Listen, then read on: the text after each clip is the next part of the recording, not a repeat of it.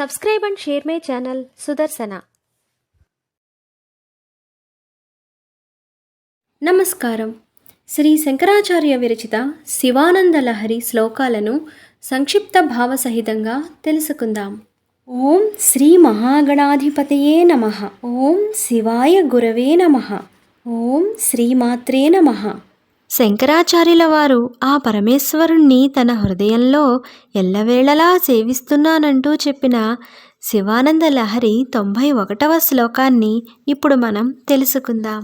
ఆద్యా విద్యా హృద్గతా నిర్గతాసి ద్విద్యా హృద్యా హృద్గతా త్వత్ప్రసాదాత్ సేవే నిత్యం శ్రీకరం త్వత్పదాబ్జం భావే ముక్తిర్భాజనం రాజమౌళే. ఈ శ్లోకమునకు భావము: ఓ ఇందుధర, నీ దయ వల్ల నా మదిలో గల మొట్టమొదట అజ్ఞానం పోయింది, మంచి జ్ఞానం ఉదయించింది.